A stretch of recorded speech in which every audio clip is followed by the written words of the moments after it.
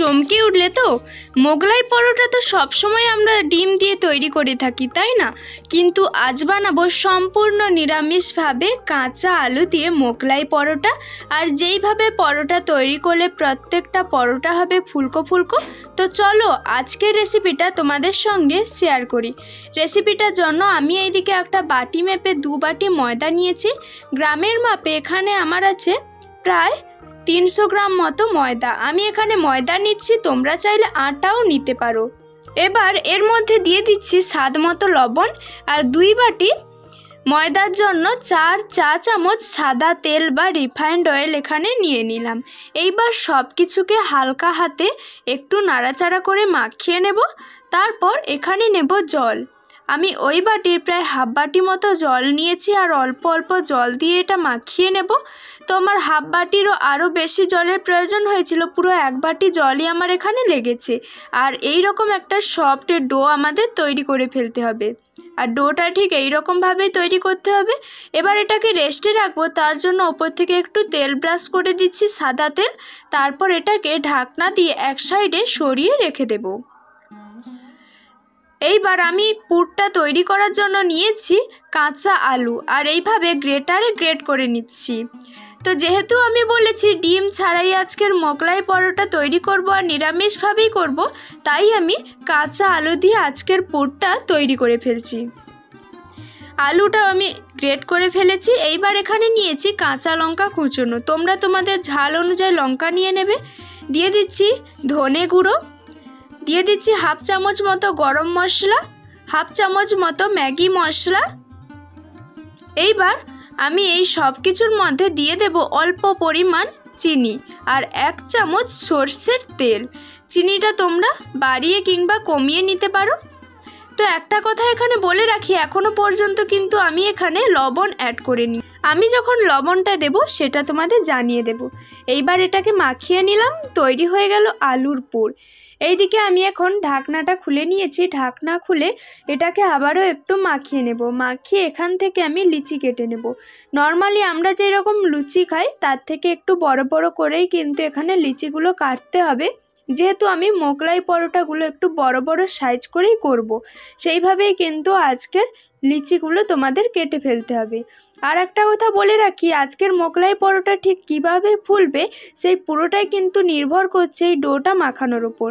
এইবার আমি একটা লিচি হাতের মধ্যে নিয়ে গোল করে নিলাম। দেখো এইভাবে একটা গোল বল করে নিয়েছি। বেলনি চাকতির ওপর অল্প পরিমাণ ময়দা ছিটিয়ে এটাকে আমি বেলে নেব। তো নর্মালি আমরা যেই রকম রুটি খাই তার থেকে একটু পাতলা করে বেলবো। তো এইভাবেই আমি প্রথমে একটা রুটি বেলে নেব। রুটি নয়, লুচি বলতে পারো, কারণ যতটা আমি পাতলা করছি সেইভাবে লুচি বেলা হয়। এইবার এই পুরটার মধ্যে অল্প পরিমাণ লবণ দিয়ে আমি মাখিয়ে নেব। আর এখন দেখো একটা লুচি আমি বেলে নিয়েছি আর মাঝখানে এইভাবে পুরটা দিয়ে দেব। এইভাবে পুরটা দেওয়ার পর আমি সাইডগুলো মুড়ে নেব, তারপর ভেজে নেব। আর একটা কথা বলে রাখি, এগুলো কিন্তু একটা একটা তৈরি করতে হবে আর ভাজতে হবে, কারণ এই কাঁচা আলুর মধ্যে লবণ দিয়ে দিয়েছি। এইবার এখান থেকে জল কাটতে শুরু করবে। আমি এই সাইডগুলোতে অল্প পরিমাণ জল লাগিয়ে দিচ্ছি, যাতে ভাজার সময় এগুলো খুব সহজে না খুলে যায়। এইভাবে দেখো আমি একটা মোগলাই পরোটা তৈরি করে নিয়েছি আর কত সুন্দরভাবে একটা শেপ দিয়ে দিয়েছি। এখন একটা আমার তৈরি। এইভাবে আমি একটাকে ভেজে নেব। তার জন্য আগে থেকে কড়াইতে তেল বসিয়ে রেখেছিলাম। আর মোগলাই পরোটাটা ঠিক এইভাবেই দিতে হবে, যেই দিকটা মোড়া আছে সেই দিকটা পেছন করে দিতে হবে। তেলটাকে হাই হিটে গরম করেই কিন্তু দিতে হবে। আর দেওয়ার সঙ্গে সঙ্গে এইভাবে ওপর থেকে তেল দিয়ে দিতে হবে, তাহলে পরোটাটা কিভাবে ফুলে উঠবে দেখো তোমরা একটু খেয়াল করো কত সুন্দরভাবে এই পরোটাটা ফুলে উঠছে। এইভাবেই কিন্তু প্রথমে হাই হিটে তেলটা গরম করে তারপর মিডিয়াম আঁচ করে এইগুলোকে ভেজে নিতে হবে। তো কত তাড়াতাড়ি, হাতে কম সময় থাকলে এভাবেই কিন্তু তোমরা ডিম ছাড়াই নিরামিষ মোগলাই পরোটা বানিয়ে ফেলতে পারো। আর তোমরা যদি চাও আমিষভাবে করতে, তাহলে এই পুরের মধ্যে তোমরা পেঁয়াজ, আদা, রসুনও দিয়ে দিতে পারো। এইভাবেই দেখো আমি একটা ভেজে নিয়েছি আর একদমই লাল করে ভাজিনি। আওয়াজটা শুনে বুঝতে পারলে তো কতটা মুচমুচে হয়েছে।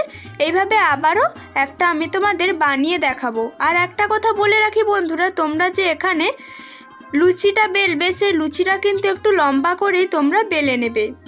এইভাবেই দেখো আমি আবারও চারিদিকে জল লাগিয়ে মুড়ে দিচ্ছি। আবারও আমার একটা মোগলাই পরোটা তৈরি হয়ে গেল। এটাকে আবার ভাজার জন্য আমি আবারও কড়াইতে তেলটা হাই হিটে গরম করে এই মোগলাই পরোটাটা দিয়ে দিলাম। তারপর আবারও ওপর থেকে এইভাবে তেল দিয়ে দিচ্ছি। কতটা ফুলকো ফুলকো হয়েছে দেখো, ফুলে একদম ডাবল হয়ে গেছে।